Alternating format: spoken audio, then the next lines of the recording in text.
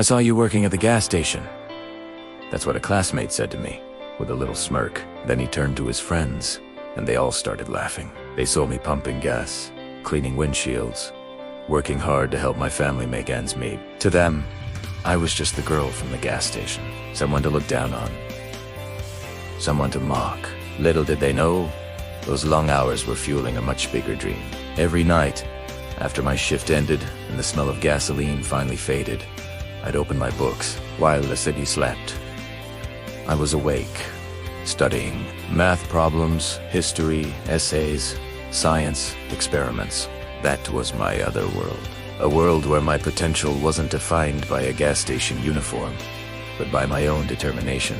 The mockery stung, I won't lie. There were nights I cried, feeling so small and unseen. Their laughter echoed in my head, making me question if I was aiming too high. Was a girl like me, a black girl from a humble background, really allowed to dream of walking the halls of a prestigious university? But then I do remember my grandmother's words. Let their doubt be your fire. So I let it burn. Every taunt, every dismissive glance, I threw it into the furnace of my ambition. I studied harder, wrote with more passion, and pushed myself beyond what I thought was possible. The gas station wasn't a dead end. It was my training ground. It taught me resilience, humility, and the true value of hard work. It reminded me every single day what I was fighting for. A future where no one could judge me based on my job, my race, or where I came from. My college applications weren't just forms and essays. They were my declaration. I poured my heart, my struggles, and my dreams onto those pages. I told them about the gas station, about the late nights, about the fire they lit inside me. I was terrified. What if they saw me the same way my classmates did? What if they couldn't see past the grease on my hands to the dreams in my heart? I sealed the envelopes and sent them off, my future hanging in the balance.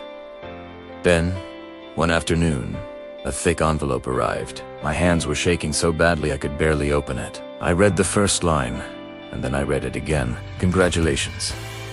The world went silent. All the noise, all the laughter, all the doubted, all just faded away.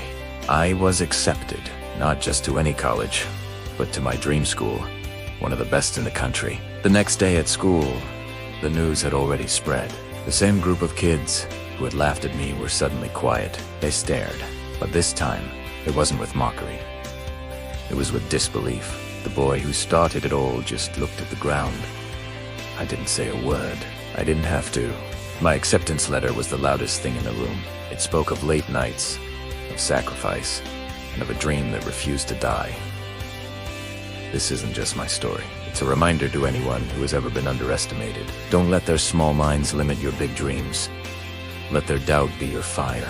Thank you for watching, and don't forget to follow for more stories that inspire.